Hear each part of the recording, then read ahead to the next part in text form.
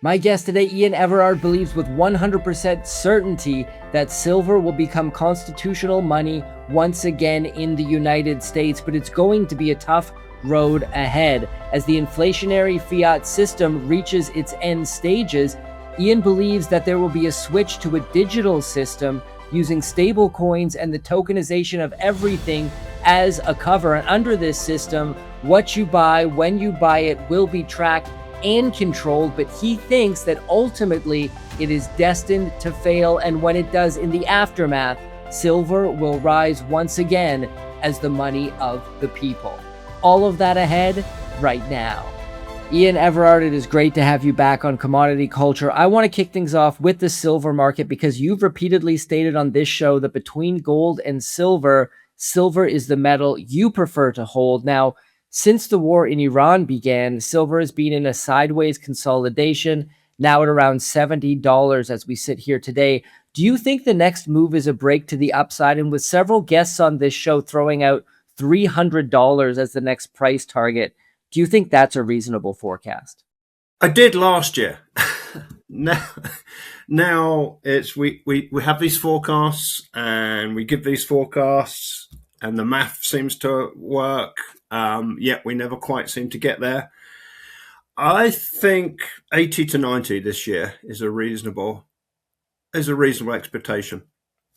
Now that might be wishful thinking, not to the upside, but wishful thinking to give stackers a bit more time to accumulate. As for why it went sideways, I mean, we were in that 70 to 80 channel. We broke out, we touched 89, and a lot of us were getting excited going, here we go, 120 is going to be next week, and all the way back down to 63, and last week, 61. So how did the war affect it? Maybe people presumed it would exacerbate a worldwide depression and therefore less industrial use of silver, could be.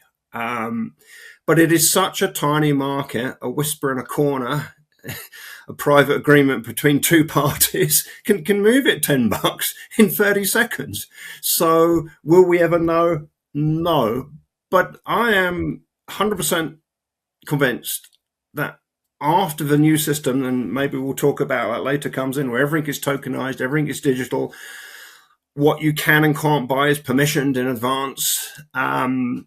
Silver will be the money after that new system collapses. That's interesting. I definitely want to get into that a little bit later. Silver and will gold also be new money in that system, or you think silver is the more obvious choice in that scenario? I think if you look at history, last time gold was money, so 1933, or the gold double eagle, 0.97 troy ounces of gold, just under content, that was $20. Most citizens never had $20 in their pocket because $0.50 was a lot of money, let alone 40 times that. So you know, when they recalled the gold, most of it came from the banks held it in their reserves. So I think gold is going to be too big. I mean, a 1 ounce gold coin, now we're approaching what, 4,400 with premium. It's a large chunk of expenditure. If you're anything like me, I have a history. I like old cars. I'm quite happy buying an old car for $3,000, $4,000, $5,000. So that's what you might need your gold coin for, is buying a car. So for normal transactions, and if I'm right, the new system will collapse. When it collapses, do you want to turn up with a lump of gold trying to do a transaction? How are you going to break it down? Is the other party, if you don't know them or trust them, going to presume that you are very wealthy because you have gold? So I don't think gold is going to be ideal in a new monetary system. When I say new monetary system, I don't mean one imposed upon us. I mean one that face-to-face we work out on the street in the community. I think silver is going to be a lot safer and easier. Yeah, some good points. I had Ed Steer on the show recently. He said that the big commercial banks suppressing the silver price through futures contracts are lowering their short positions. He watches that data very closely, and he expects the price to skyrocket once they're forced to cover. Are you paying attention to the paper manipulation game at the moment? And if so, how much do you feel it's currently weighing on the price of silver? Because this is a very hyperbolic topic. You get some people who say Ed Steer's kind of in the camp that it's all manipulation. And then you have some people who say there's no manipulation and everywhere in between. What are your thoughts? So again, it's a tiny market, so lots of factors. A small action can have a big effect on it. I'm tending more month on month, year on year, to come to the conclusion that Dave Kranzler always used to say on Arcadia Economics, that you can push something in the direction it's going. And I think particularly with silver, it's public sentiment, because it's trading way above its production price. 75% byproduct, so its production price is just the moving it and refining cost. So it's practically three, the bulk of silver. And then you've got the silver miners, where over half of their income revenue is from silver, that they can call themselves a silver miner. Well, they're all in sustaining costs, I think, start from about $14, go up to about $25. So it's already behaving as a monetary metal. Or there's a shortage, or both. And I think it's probably both. I think the supply is tight, the consumption is increasing, and the monetary demand is increasing. Not in the US, and obviously we tend to end up in the US here, and I'm guilty of it being very US centric. We presume this is the world.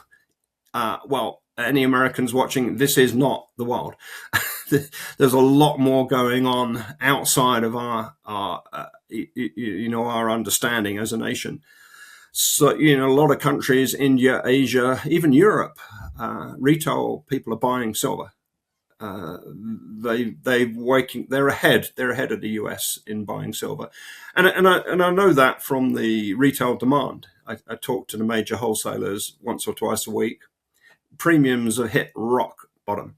One major wholesaler is not ordering any new product because they have more than enough of secondary market that dealers have sold to them to trade with. They've run out of dollars. They literally reached the accountant's limit of how much they can purchase. So going back to what is suppressing the price, I think the biggest reason is people don't realize what is money. When people realize what is, as in store of value money, then silver will move. We're going to get into the role that stable coins are going to play up ahead in your view, and this new digital control system you see coming. But before we do, guys, ARC Silver Gold Osmium is the sponsor of this program. Today, you can see on your screen right now the latest specials on silver bullion products. Reach out to Ian today at 307-264-9441. You can also email him at ian@arcsgo.com. Ian, let's get back to the matter at hand. I was actually going to save this for the end of the interview, but I think because you mentioned at the top, it's worth discussing now. This speculation about CBDCs being issued, that was kind of the big boogeyman that everybody was bringing up. But then kind of almost around the corner, you get these stable coins. This is perhaps a form of digital control when it comes to the monetary system that people did not see coming. And maybe people still believe that it's not really a danger. It's just an alternative, another way to invest or to store wealth or transfer wealth. How do you see these stable coins and the importance that's being given to them by the US administration? Is there any danger here of going down the route of that digital slave grid system? And then if you could just follow up with how you think we can all protect ourselves from that scenario. If the government is promoting it, generally it's not good for your financial long-term interests. They have a permanent track record of stealing from the population, not just in America, worldwide. Very few populations is a government's intention to increase the prosperity and the well-being of their population. And a major way is the financial. So if the government is pushing stable coins, I would say stay away. As to tokenizing everything, I think that's inevitable. I mean, in effect, we are there. Every asset you own, apart from a tangible asset that is private and privately held, is tokenized. It's recorded. I mean, that's what a token is, isn't it? It's a representation. It's a claim on. It's a proof of ownership. It's a derivative. It's no different to when banks had bank ledgers, when banks could write currency into existence. When we used to print currency. I mean, yes, we print some, but only a tiny fraction of what's in circulation. It's just a representation. So when everything is tokenized, the difference is it can be instantly monitored, accessed, researched. This is what I think a large part of the data center so-called revolution is creating huge computing power for storage, computing, collecting, and using data. There's a clue, data center. I don't think it's to make everybody wealthier and happier with instantaneous answer to any question. Or creating videos, or some of the horrendous things people use AI for. How does that make people richer? It is about control, and it's been said, isn't it? I mean, throughout history, he who owns the gold makes the rules. Well, what is the new gold in effect? It's data and control of that data. Where is that? I guess we can say the P word, Palantir. They have collected all government data. They are subcontracted to the government, processing data, analyzing data. Goodness knows how involved they are in selecting targets, choosing people we kill, choosing people we don't kill. So if they'll go that far, why would anybody watching this think they won't be financial repression on your wealth that is stored in a digital system, where every asset you have that is known to the government is tokenized? Therefore, they can say when you can sell it, if you can sell it, to whom you can sell it. The control will be absolute. And what happens when governments get absolute power? They use it. Yeah, and very interesting to note, Palantir, I believe, are all-seeing orbs from the Lord of the Rings series, and Alex Karp is just a complete psychopath. He comes across as a complete psychopath. Peter Thiel comes across as a complete psychopath. Sam Altman comes across as a complete psychopath. Elon Musk, maybe not a psychopath, but he certainly doesn't have benevolent intentions, in my view. So we're dealing with this cadre of AI tech moguls who have massive influence on the US government. Peter Thiel groomed and essentially created J.D. Vance and installed him in the position of vice presidency. He donated incredible amounts of money to Trump's campaign when he was running. I mean, this is insane. There's now a merger of corporation and state when it comes to AI and the government. So the important question here is, as we see what's happening and how this is all developing, how does one protect oneself from this, keep assets outside of such a system? Obviously, physical gold and silver, one of the ways to do this, right? Just to rewind what you said about a merger, I would say it's a hostile takeover. I don't think the government's had a choice. I think the key players are being blackmailed. I think there's enough information and data on them, or enough, if you do not do what we tell you to do, this will be the consequence. Wink, wink, nudge, nudge. So it's a hostile takeover. It's not a merger. I mean, a merger would suggest mutual and on a fair basis for the benefit of both parties. So no, it's definitely a hostile takeover, the collection of data, because can you imagine, for whatever reason you upset the government, now you can put $10 of gas in at your local gas station. Try going any further, your payment system won't work. Just extrapolate to every transaction you do, every interaction you have with another company, another person using digital transaction will be monitored and controlled. So it is a hostile takeover. And going back to your question there, I'm convinced the only thing that gives you stored private purchasing power are tangible assets. Now, in different circumstances in different communities, different things are going to have an increasing value. It might be hand tools. It might be a bucket of nails when you can't buy screws anymore. It might be spare parts. It might be, a whole number of things that are peculiar to your community. But universally, silver will become the citizens' private money again. Let's shift to discussing gold for a moment, as gold officially surpassed U.S. Treasuries as the main reserve asset at the end of last year. It was reported then, we had a conversation about this off camera, but a recent report by the ECB has caused it to enter the spotlight again. Do you think this trend is going to continue? And what does it mean for the gold market and the US sovereign debt market? So, yeah, I mean, this has been hidden in plain sight. It was over a decade ago that the Bank of International Settlements started talking about gold as a tier one asset.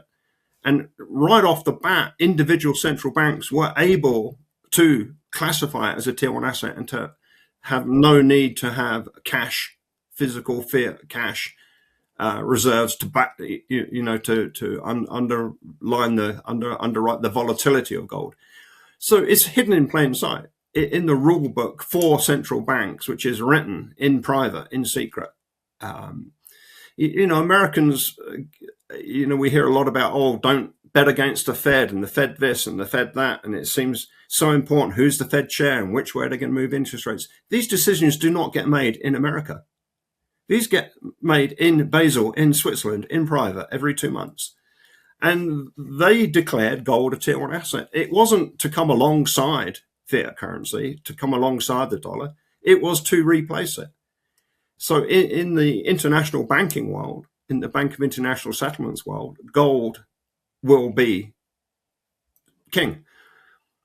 So it's no surprise that central banks around the world now hold more gold, in dollar terms than anything else as an asset. That's no surprise. The writing was on the wall.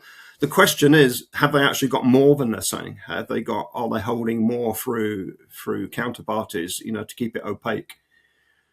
So when it all blows up, they can say, oh, whoops, no, we haven't got 1,000 tons, we got 10,000 tons. I think it's highly likely. I want to talk about inflation because we're talking about sound money versus fiat currency. Obviously, one of the main reasons to hold precious metals is to protect your purchasing power. As we see the value of fiat continuously being debased away, I know you have some thoughts on this. Let's start with the basics. What is inflation and how does inflation linger waiting to strike? The classic 1970s definition of monetary inflation is the abnormal increase in the money supply.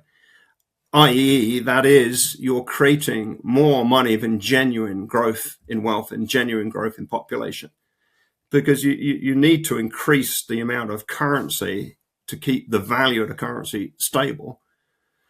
So, but most people just perceive, oh, inflation is things getting more expensive. Now, there's lots of other factors feed into that. So in this last decade or two, well, really since the 1980s, we have been on a mission to debase just at a clip and at a rate that the whole world has never seen.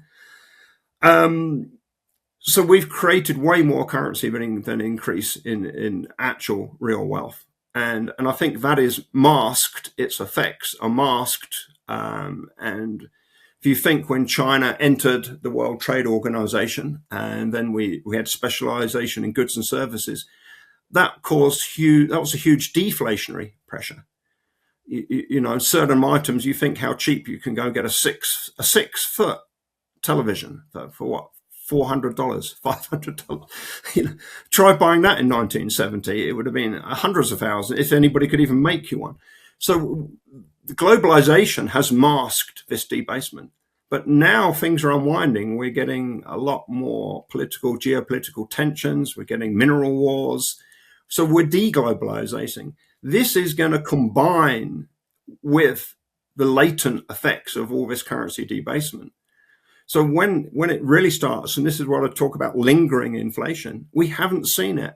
The so-called experts will say, yeah, it takes about 2 years for the excess printed typed money to filter through into costs of goods and services. No, I'd say it takes as long until it starts actually people try to spend it, try and use it. And the elites that hold a lot of currency, the governments, the banks, they're signaling, aren't they? They are dumping fiat and buying gold. And they are typing fiat and buying gold. And as to the amount of debasement, I had the experience of watching Jeffrey Christian at a conference a few weeks ago in Manhattan. And I managed to have a few words with him after he spoke.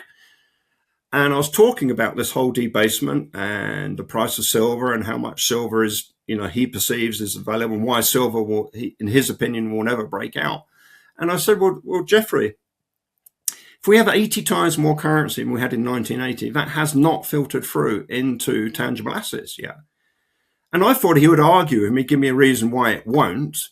And he sort of did. He thinks we're too clever now. The system's not going to collapse. We sorted it out. We know how to manage this Ponzi scheme permanently.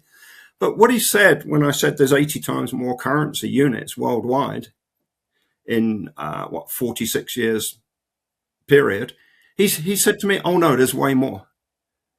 Now, Jeffrey Christian is connected. He advises central banks, governments about precious metals. He's very, very connected. Now, was that a slip? Did he mean to let that out? I mean, 80 times is scary enough because that will filter through. Now, does it mean everything is going to be 80 times more expensive? No. But potentially, silver could be 80 times more than its average price in 1980. And now that would put it in a Mars shot, not a moon shot. It'd be $1,600 an ounce. But that's not really the point. The point of holding silver is not a short-term speculation. It's to maintain, to create privacy from this new surveillance system. That's, for my mind, the point. That's why I prefer silver. And you add to that, it is being consumed, whereas gold is being mined, and there's more available gold month on month, year on year. There is more gold worldwide. Month on month, year on year, I think at best silver is static or falling. So this inflationary fiat currency system that we live under, obviously, it favors politicians and central bankers. Maybe we could get more specific here. Talk to us in a little more detail about who benefits most from inflation, both during and after an inflationary environment. So holders of assets, holders of tangible assets, whether that's real estate, land, historically that always preserves purchasing power through a collapse of a fiat system. In fact, it's the only thing that has value left. It's something that is real and privately held. So at the moment, the people who benefit from this money spigot are the people who get it first, the people who get to borrow it at stupid low rates. I mean, the government at the moment, give you an example, the government is issuing 30-year loans to companies that can refine and produce some of these critical metals we need. They're offering 30-year loans, the first 10 years, 0 interest, no repayments, and then the next 20 years, 3% interest. Well, that's an example of how a government can choose who a winner is. Can you imagine being given a 30-year loan where you don't pay any, there's no repayment, no interest for the first 10 years? So you'd have to be pretty dumb to not put that to work and make yourself incredibly wealthy in that 10-year period. So it's whoever gets the money first, whoever the government gives it to at stupidly low or no 0 rates. And Richard Cantillon expressed that. Oh my gosh, my history is rubbish, but I think he was a 17th century economist.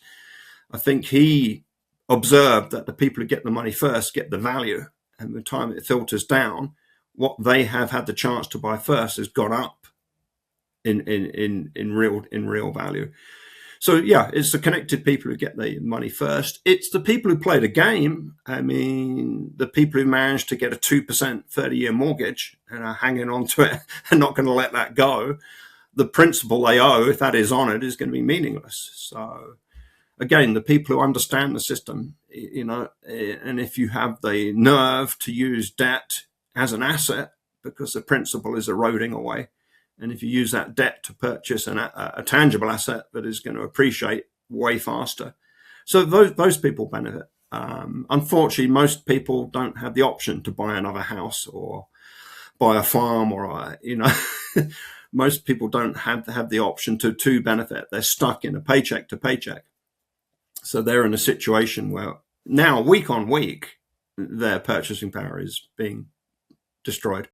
I want to tie this all together because this inflationary fiat regime we live under, it has to end at some point. Now, they can keep kicking the can down the road. This is a conversation we often have on this show. they can keep this Ponzi scheme going for a lot longer than many people anticipate. The graveyard is filled with forecasters who said everything's going to collapse next year, and things just keep going. How does this all come to an end, this inflationary system? And as we enter this new digital surveillance system, do you see any way of stopping that from happening, or do you think that's an inevitability? I think it's an inevitability, and the best we can do is form our own parallel systems around it. Interact where we have to, interact where we're compelled to, interact where it stops you getting jailed or shot.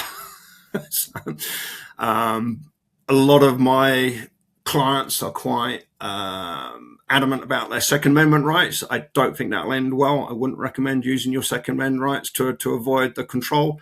Form your parallel system. Squirrel away as much tangible assets as you can privately held. As to how it and when it ends, I am convinced it ends two ways. If we stop inflating, we balance the books, the government doesn't spend any more than it brings in, and it starts paying down the debt, the system will collapse. If we carry on inflating, which I think will be the choice, the system will collapse catastrophically. How it will be delayed is the introduction of a full digital system, because now you can control what transfers into that system. So you can cut off dollars created outside of the US.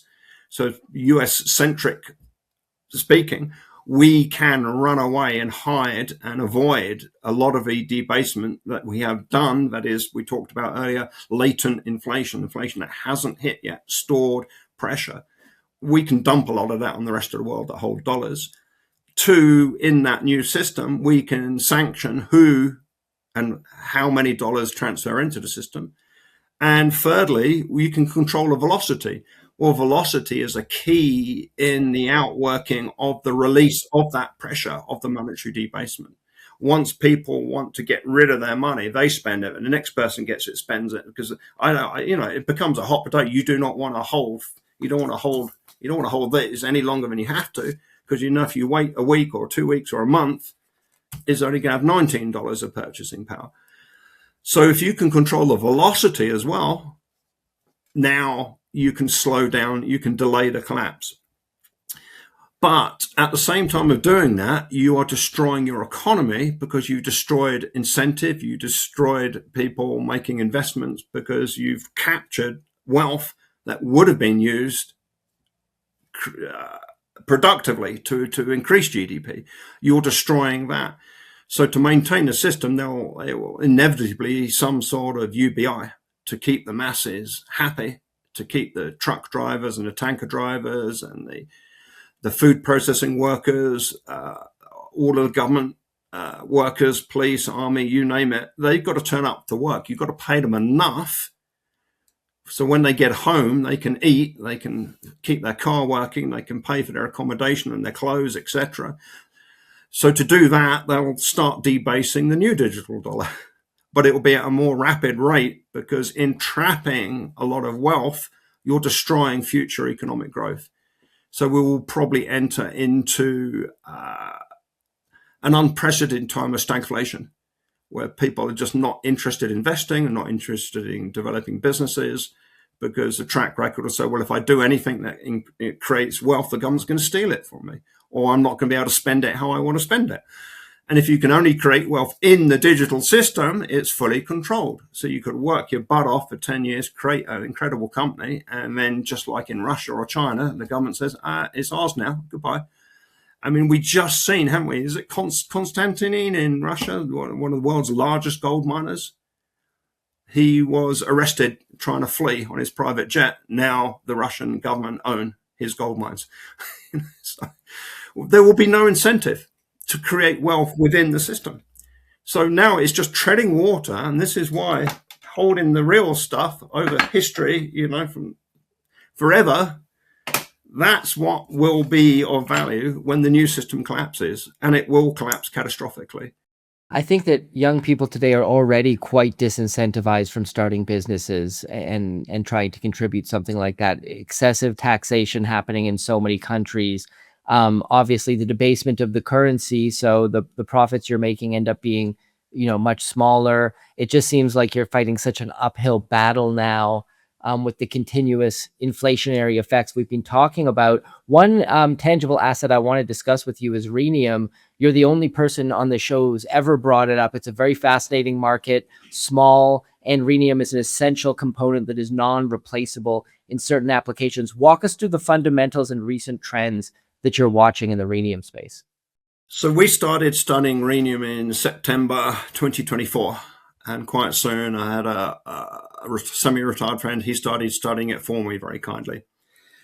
And everything was shouting to me, this is your chance. This is your palladium chance. This is your rhodium chance, that you look back and you see these 10 times moves ridiculously fast. Except with Rhenium, the setup is even better, because every dollar of Rhenium at the current price, and the current price is 3 times, it's gone up 3x in a year.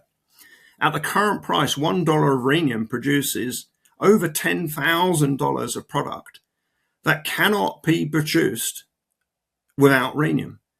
The main uses are jet turbine blades for 40 years now. There is no substitute.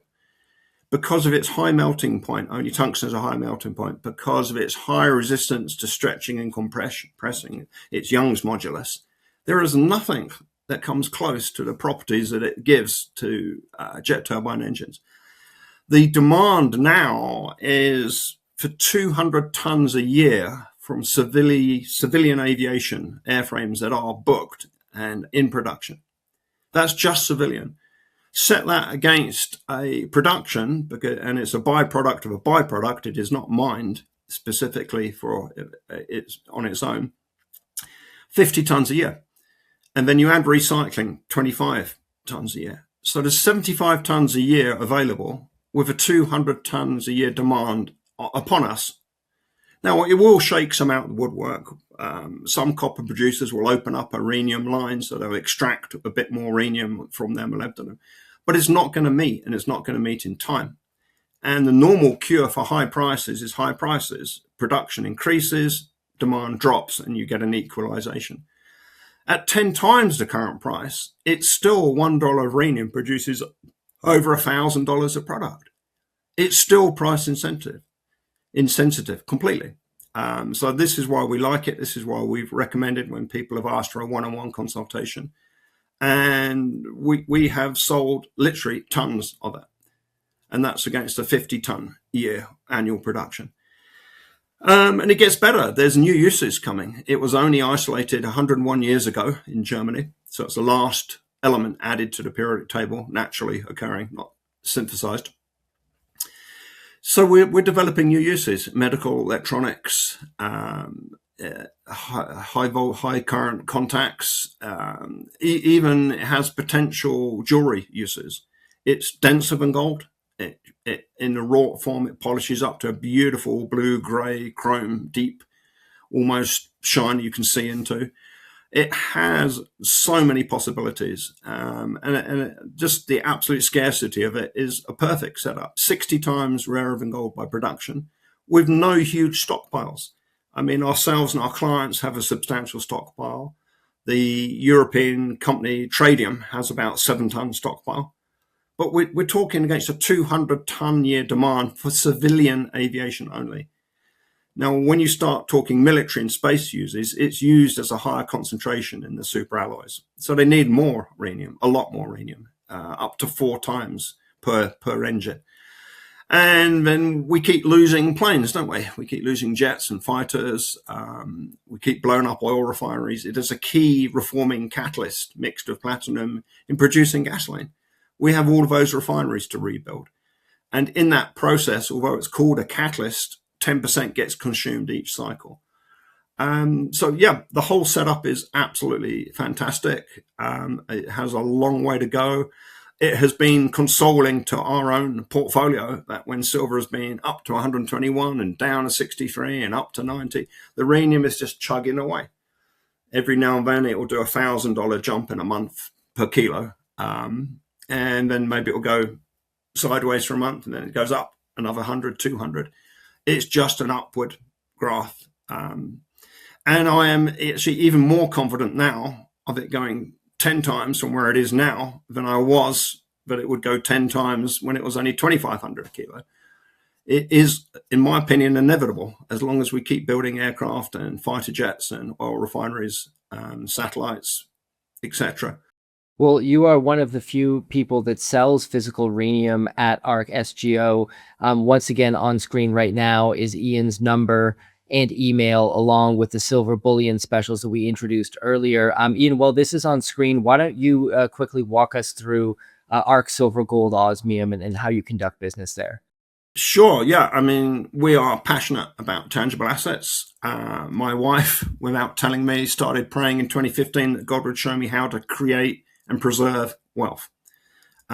He did. And it was focusing on precious metals, on tangible assets. Silver led me to discover osmium. Osmium led me to discover rhenium. So we followed the trail. We followed the connections. So we are passionate. We love helping people make the best decision they can on what precious metal, whether to buy a precious metal. For some people, it is not the right choice. So we really do try to do a bespoke, tailored service to make sure each client is getting the product that most suits their objectives and most suits all of the future unknowns. Because as a stacker, as a holder, none of us are sure what we're going to sell, when we're going to sell it, where we're going to sell it, and to whom we're going to sell it. So there's a lot of moving parts, a lot of unknowns in the future.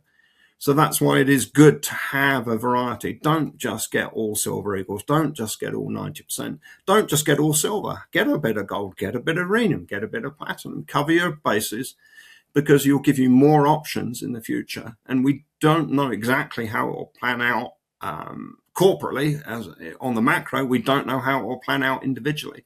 In the community I live in, I'm 100% certain silver will become coin again. We will use it as the Constitution states, that the state shall use nothing but gold and silver coin in settlement and tender of debts.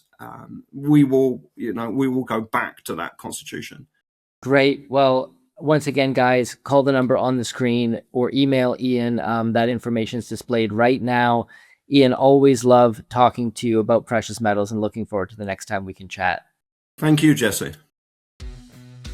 Commodity Culture is a series on commodities and natural resources.